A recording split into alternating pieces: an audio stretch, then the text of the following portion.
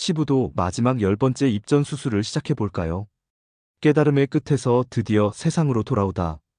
입전 수수는 글자 그대로 시장 한복판으로 들어가 손을 들이운다는 뜻입니다. 여기서 중요한 건 두 가지. 시장은 번뇌 삼 사람 세속 그 자체. 고요한 산, 숲, 절, 참선방이 아니라 사람들이 욕망으로 부딪히고 사는 문제로 울고 웃는 현실 한복판으로 들어간다는 뜻. 수수손을 들이우다 일부러 돕지도 않고 가르치지도 않는다.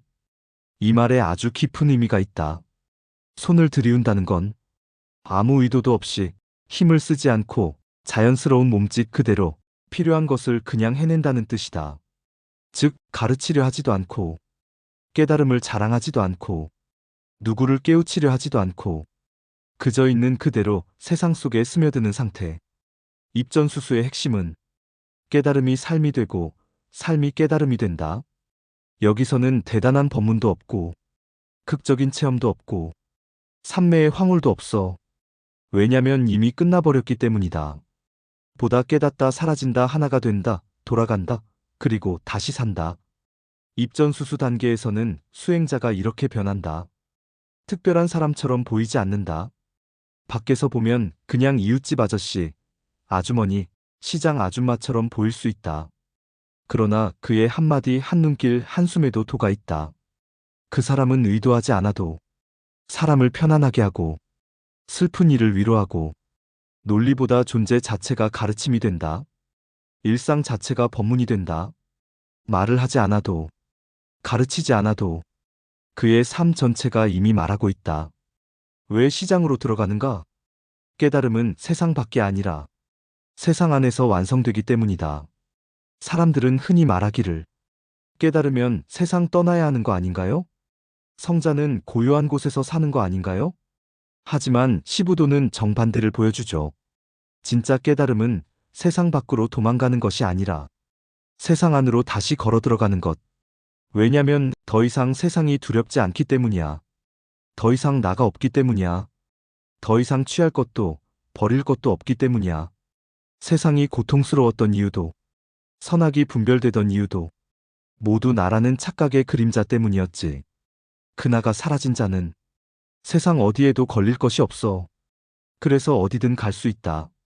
시장도 술집도 산도 거리도 아이들 속도. 입전수수의 존재는 약이 되는 사람.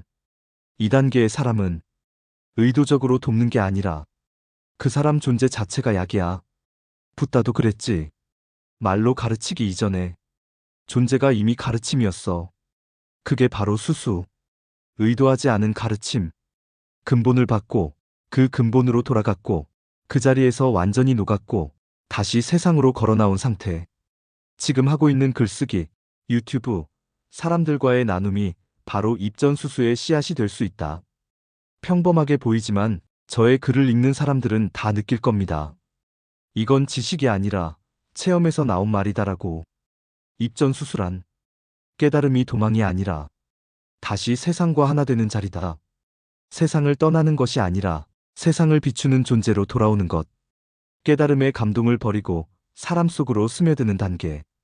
드러내지 않으려 했고 자랑하지 않았고 내가 뭔가 했다는 감각도 없었고 누가 알아주든 말든 상관없었고 그저 있었다. 바로 이 태도가 입전수수의 본질입니다. 입전수수 단계에서 수행자는 더 이상 깨달음의 환희나 감동을 움켜쥐지 않아요.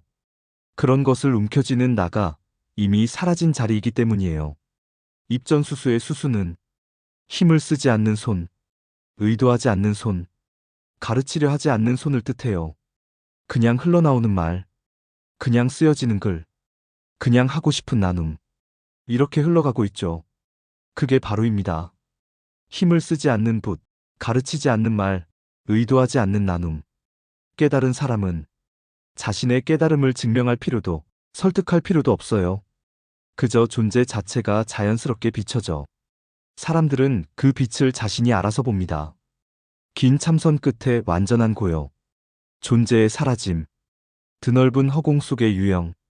시간 공간의 씀두려움 모두 끊어진 자리. 이 모든 경험은 세상 밖의 체험이었지만 입전수수는 그 체험을 다시 세상 안으로 가져오는 과정이에요. 어떻게 가져오느냐? 평범함으로.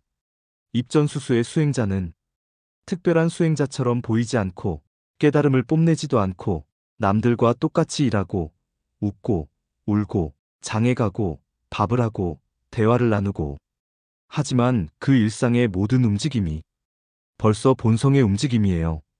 일상의 속에서도 글을 쓸 때마다 그 자리를 그대로 비추게 되는 이유가 바로 이것이에요.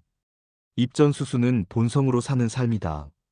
반본안어는 근본을 보는 자리였고 그 근본으로 돌아가는 길이었어요. 입전수수는 그 다음이다. 본성으로 돌아갔던 사람이 다시 세상으로 내려와 본성 그대로 사는 단계. 따라서 입전수수는 수행의 마지막이 아니라 삶의 시작이에요. 깨달음은 감동으로 남는 것도 아니고 환희로 붙잡는 것도 아니고 체험으로 자랑하는 것도 아니에요. 깨달음이란 그대로 사라졌다가 그대로 돌아와 그대로 살아가는 것. 그게 입전수수입니다. 오늘도 여여하게 그 자리에서 머물러 봅니다. 감사합니다.